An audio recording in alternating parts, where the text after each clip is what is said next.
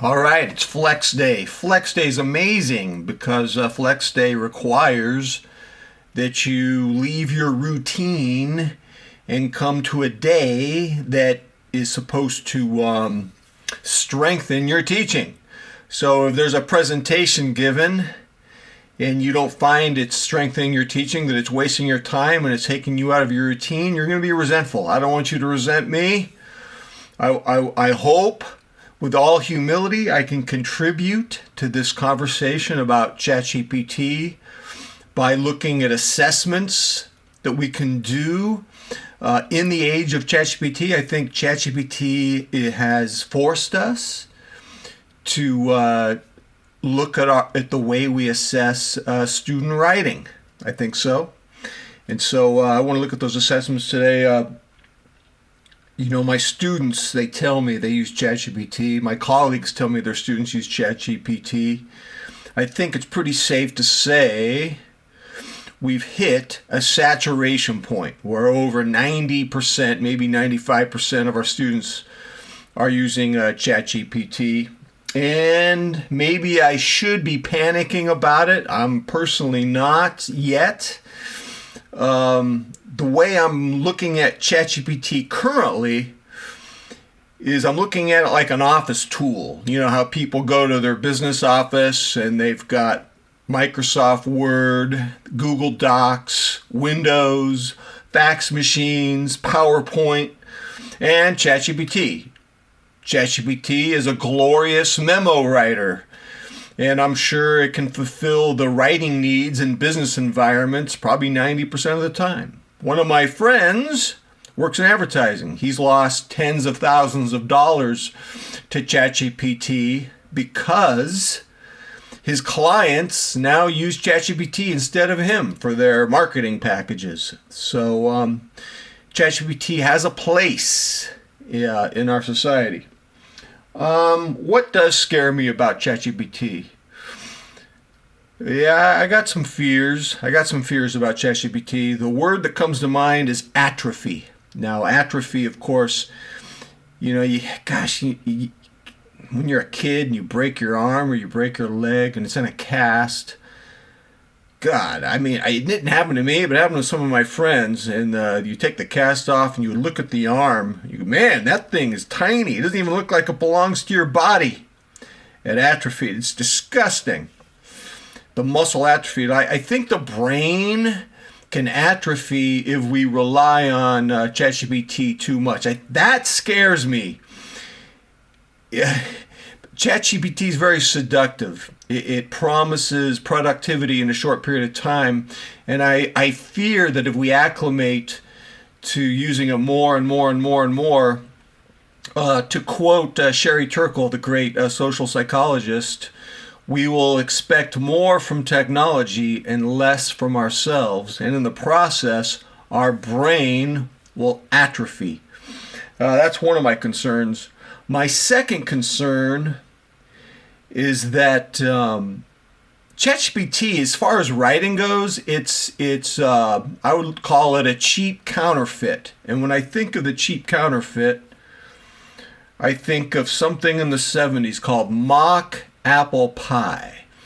You would buy a box of Ritz crackers, and there would be this ebullient recipe on the back of the box of Ritz crackers. They're all excited to share with you that you no longer have to use apples to make apple pie. Why do that? You could just have Ritz crackers, mock apple pie, as the comedian Bob Sarlott said around 1980 in the San Francisco Bay Area when I used to watch PBS comedy shows. Who are you going to serve this mock apple pie to? Your mock friends? And who are my students going to serve their mock ChatGPT writing to? Their mock instructors? So my two concerns about ChatGPT are that we can over-rely on it and become atrophied intellectually. And my second concern is we can attenuate ourselves to the mediocrity of ChatGPT writing. So I do have some concerns.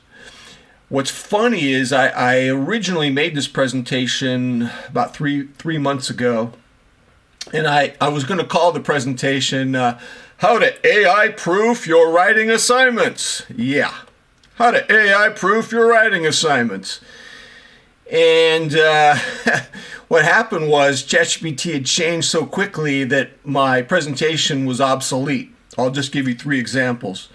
It can now do in-text citations. You can instruct it to not use cliches and stock phrases that it's notoriously known for. And it can also it can do in-text analysis, and it can use current sources now. I used to not be able to do that, so it's changed. So I had to change the presentation. I had to instead, how can we look at the question of how can we be useful and relevant in the age of AI writing, ChatGPT specifically. And here's some questions I want to ask. How do we assess laundered writing? I mean, the writing's going to be laundered through ChatGPT. Now, it's been laundered before then. It's not like ChatGPT is a new thing. There's a thing called Grammarly. Students have been using AI tools to launder their writing for some time now. So that's not new. And I'm not even worried about the actual laundering. If they're editing their grammar and sentence structure with an AI tool, more power to them. That's not my concern. My concern is this.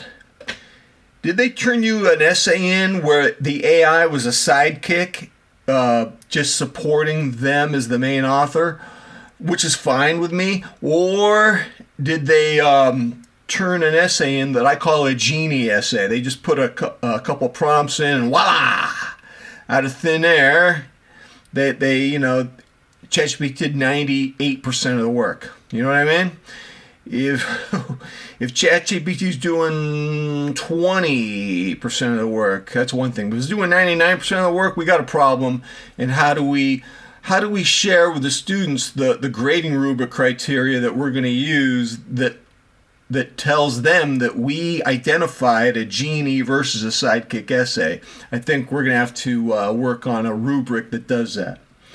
The other question we're going to have to do is because ChatGPT is such a cheap writer, it only does surface level writing, we need to tell the students the difference between a higher essay, a sophisticated essay, and the Wikipedia level, soulless writing that ChatGPT does. How do we tell the students that their essay gave us the uncanny valley effect? The uncanny valley effect is when something looks real, kind of. Something seems off.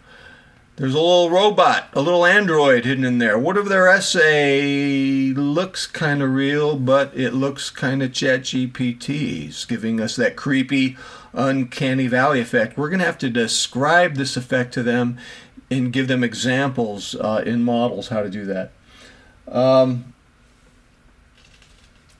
What human tasks can we give our students that will encourage authentic writing? So that's the other question we have to look at is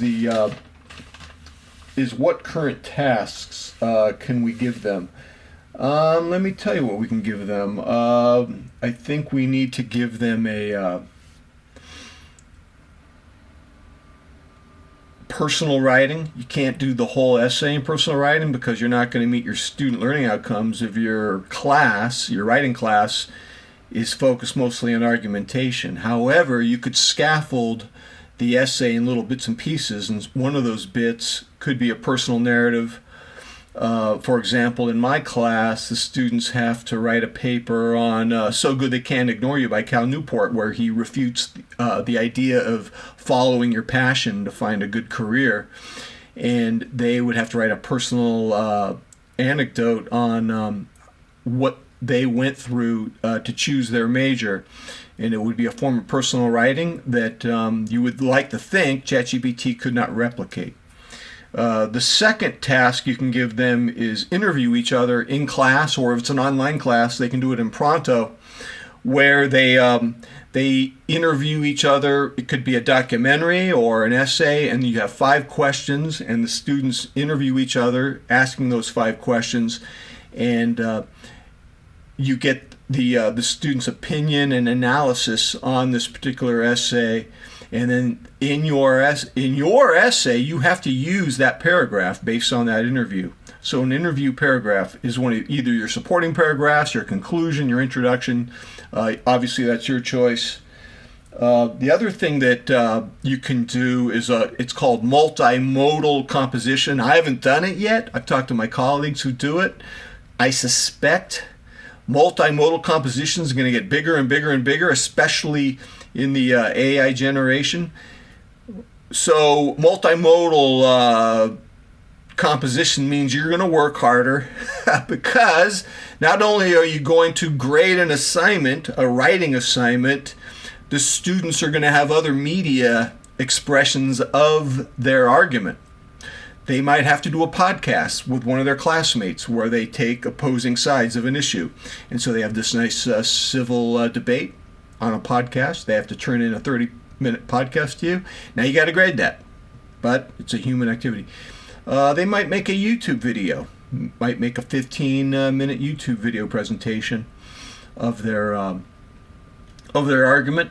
So that's something that AI cannot do, as far as I know. They might cheat and use AI to write the content, of course, but they physically have to go over that interview. The other thing I recommend is a meta-analysis personal reflection assignment for every essay you assign to them. What the heck is a meta-analysis personal reflection? This just means the student, they write about in a couple paragraphs their anxieties about the assignment, their biggest challenges, the things they learned, how their mind changed, how some of their opinions changed, the research they found that was the most enlightening or compelling or persuasive, and you give them this list of questions they should answer in their meta-analysis. I don't think AI can do that, and I think what that gets students to do is think about how we think about writing, which is not in the realm of ChatGPT. That's our realm. So I'm not in despair. I am very concerned that as the whole world uses ChatGPT more and more, and find out that, our boss likes this memo, this work detail that I wrote with ChatGPT. We're gonna attenuate to mediocrity and soulless prose. That's not why we got in the business of education. We got in the business of education to teach our students, strong persona, the power of ideas, how to use tools to ward off chaos. We're trying to teach the complete human being experience in education. We're not just a vocational arm of the bureaucracy. So, ladies and gentlemen, I hope these ideas are things you can use, or at least I hope I gave you something to think about to help you navigate this crazy time we're living in of ChatGPT. Let me know what you think. And until next time, I'm out.